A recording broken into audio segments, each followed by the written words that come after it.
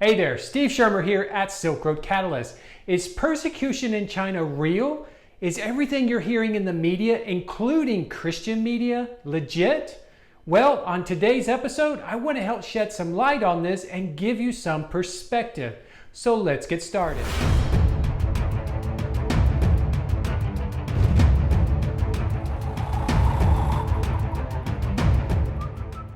Now let's get to the subject at hand. Is China persecuting Christians? And the answer is absolutely yes. Earlier this year, a report came out that China removed 900 crosses from 250 state-sanctioned churches. And you want to know why? Because the crosses were fixated higher than the Chinese national flag.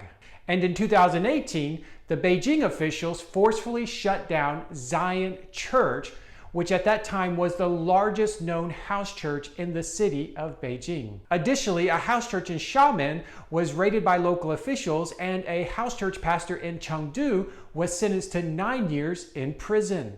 Oh, and let's not forget, in 2016, the Chinese government declared that they were going to rewrite the Chinese Bible. Now, I've only given you a few of hundreds of examples that are out there. But in addition, I want to give you some perspective so that when you see more of these events coming in the future, I want to help you understand exactly what's transpiring and how. As far as the crosses being torn down from these churches, we need to remember that the vast majority of these incidents are against state-sanctioned churches. Now, they probably are happening with house churches as well, but I would say the vast majority of them are against state-sanctioned churches, or as some call them, government churches. And as far as the Bible translation is concerned, let me just say that's probably not going to happen in the way most people think. Now let's just say the Chinese government does do a translation of their own. The reality is the vast majority of Chinese adore the Chinese Union version, or they trust it enough that that is the version they use most of the time. So the idea that Chinese government is going to rewrite the Bible and the vast majority of Christians in China are just going to embrace it, I just don't think that's going to happen.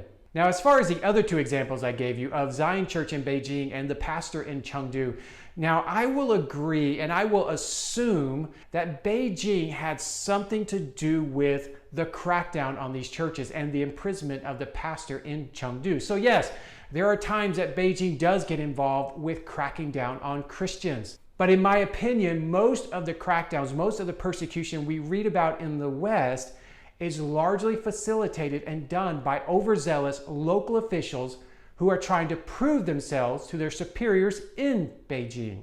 I say it this way because while Beijing is involved in some of the crackdowns, I do not believe they have a national strategy to eradicate Christianity out of China. Persecution in China is not just against Christians, and this is an important truth we need to understand. You see, China has 1.3 billion people to be concerned about, so this notion that China is overly concerned with just this Christian population, so they're trying to eradicate them, I just think that's false. I mean, they have 1.3 billion people to be concerned about because they're more concerned about whether everyone is towing the line of the China Communist Party and the China way.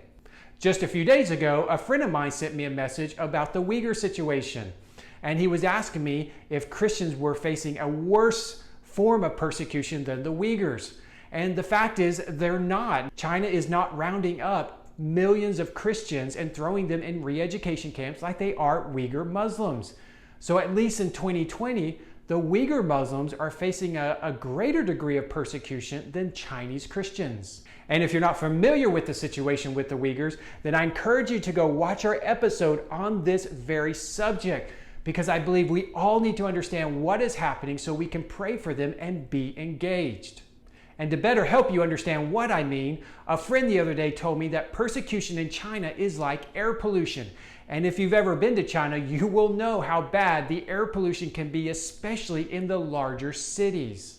And just like air pollution, everyone knows that the eyes of the government is everywhere. And I mean this literally.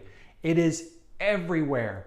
And it is everywhere because the Chinese government wants to make sure that everyone, not just Christians, but everyone is towing the line of the Communist Party. So as you can see, Chinese Christians are not the only ones being targeted. In fact, you could argue that everyone is a target by the government. So when we see articles in the West about persecution against Christians in China, let's remember that Chinese Christians are not the only ones facing these pressures. Nor is every Christian across China experiencing the same thing.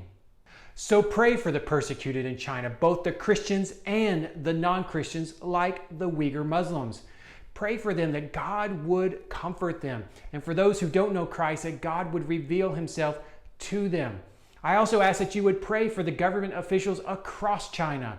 You know, we may be angry at times when we see these reports, but we need to remember that Chinese officials are equally made in the image of God, and they need to hear the gospel as well. So let's ask God to advance his kingdom deeper and further across China into every community, even the communities of government officials.